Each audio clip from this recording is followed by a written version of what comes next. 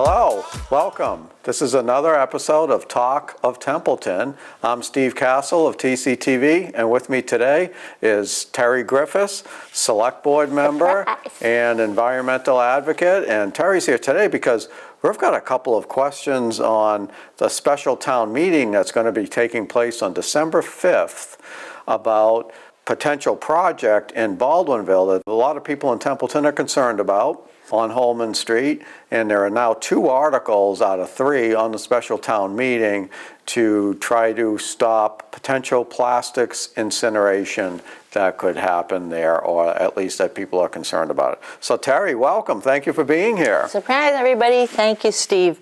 And right off the bat, the warrant was approved last night. This is the brand new one.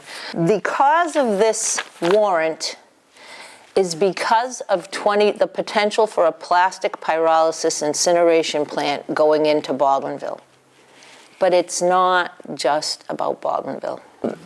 It's about keeping people safe, no matter where we live.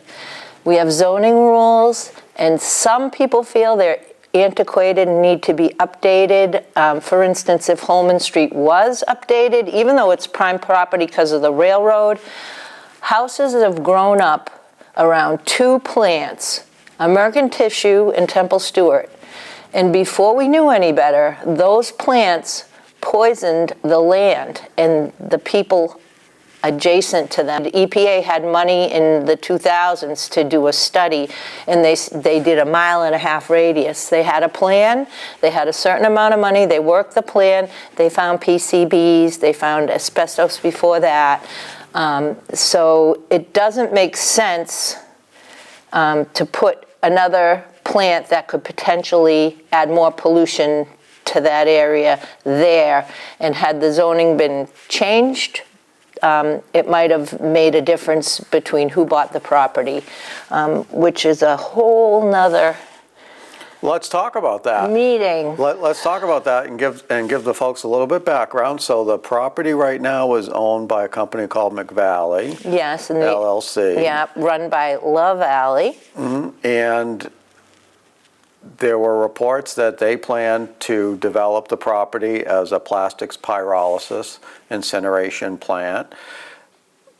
And there are still some issues with that because, number one, they haven't paid their taxes, right? Mm-hmm. And so they can't develop the land until they pay their taxes. So on this. They haven't been issued a site assignment. And we did take the land, right? Or we're in the process. We are in the process. Taking it, and yes. that can take months or a couple years, years, right? Yep. So that put wind under Templeton Community Against Toxic Waste. And initially when they came before the board in May, and you can look at it on TCTV, May 25th, 2022 episode, when they came before our board. And we bought into it, but then someone came to town, Kirsty Pesci came to town and said, this is not a good thing. And that started the ball rolling. And they wanted us to sound the alarm then. Let's talk about the articles on the warrant. Oh, here? Because, sure, that's great. Because one of them is asked for a moratorium, I believe, of a year for plastics incineration or these types of plants. And the other one that was introduced just at the November 20th Select Board meeting is a bylaw, right? Correct. So this will keep plastic incineration from happening for a year. This has to go, if this gets approved, the bylaw, it has to get approved by the Attorney General's office. So the citizens or the residents did the best they could and took some pointers from the Board of Health.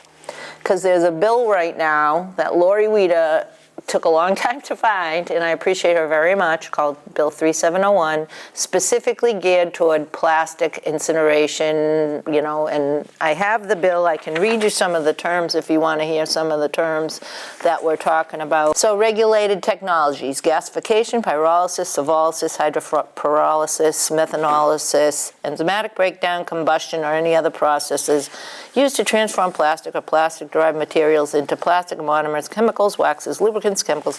So the group, Templeton Residents Against Toxic Waste, I have their little information, used that and made a few changes to our, we already have an Article 1 sanitary landfill adopted January 15th, 2020 at a special town meeting, Article 1.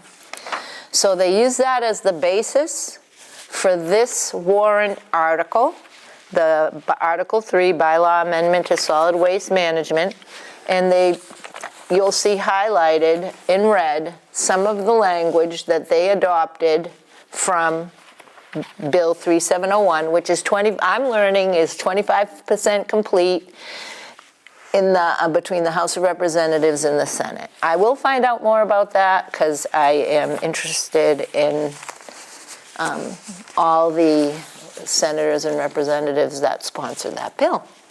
So I don't understand a lot about it, but I've also been encouraged to go to the House when the bill comes up and speak to it. So.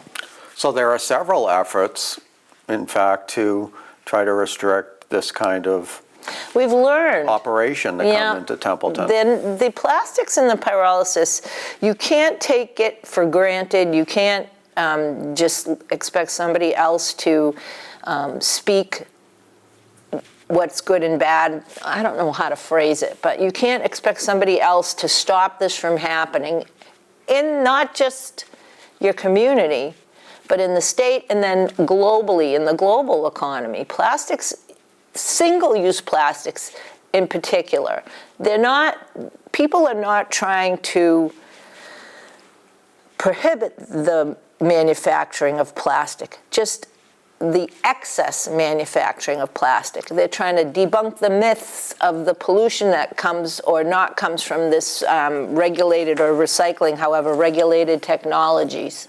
It's just a new name for an old poisonous process. Yeah, because recycling sounds great, and advanced recycling sounds even better, but if you're incinerating it, it could have all kinds of problems. And if it ever came to fruition in Templeton, up to 500 tons of plastic feedstock through the railway, and then they're going to send the product down to West Virginia. They already have the railway line. So you bring in that plastic feedstock, but out of that, maybe 40% will be usable. What I listened to on a webinar, and you can fact check me please, the only working pyrolysis plant, to my knowledge, only uses pure plastic, like brand new. The rest, it's a myth that they can use 100% of it when they go to recycle it. Now let me ask you this. Let's rewind a little bit to the annual town meeting in May when there was an article on there, and a lot of people showed up and spoke out for and against it.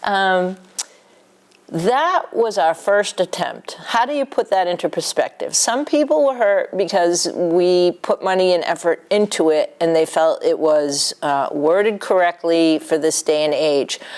I've been saying all along in select board meetings, whenever the subject comes up, we did the best we could, and I am thankful that people that know more than me, because I am not a subject matter expert. I haven't been in the environmental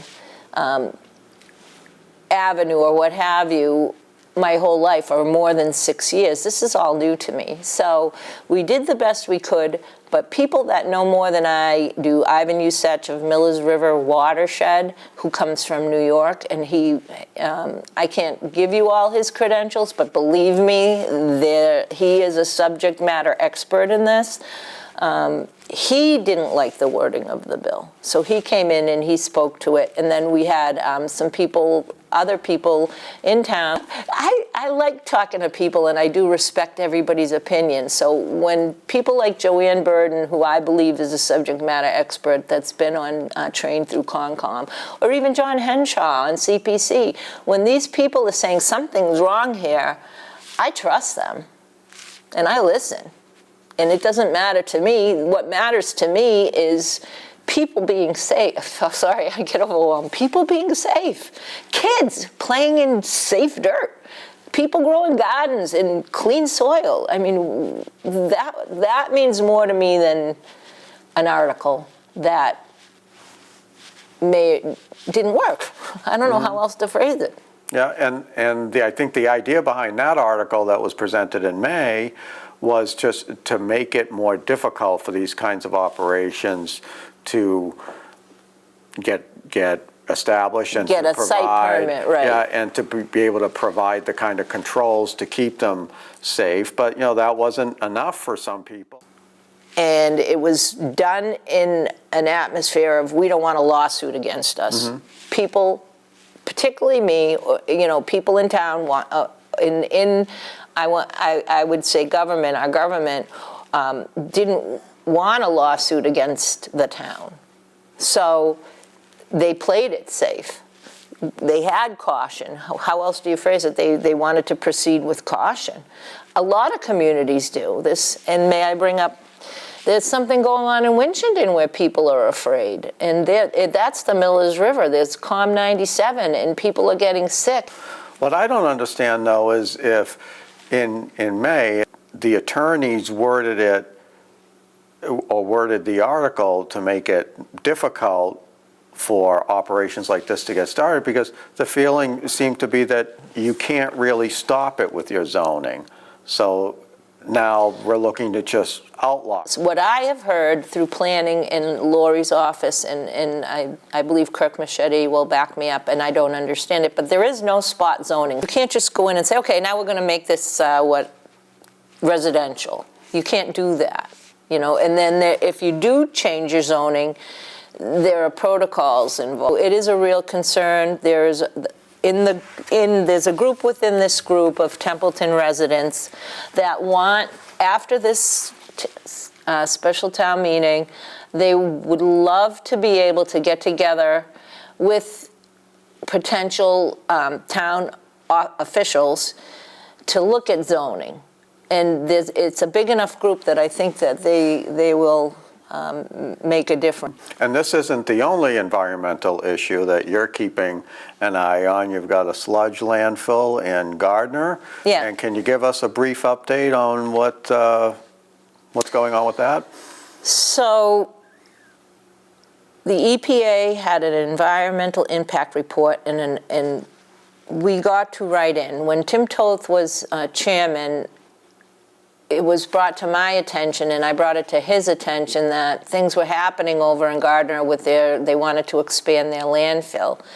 But there's no communication. Basically, there's no communication between Gardner and Templeton about what's happening in the landfill that's adjacent to the Otter River. If the landfill expanded, it would have come between around 1,385 feet of our Otter River and Zone 2 wells, and 70 private wells between Gardner and Templeton and Baldwinville.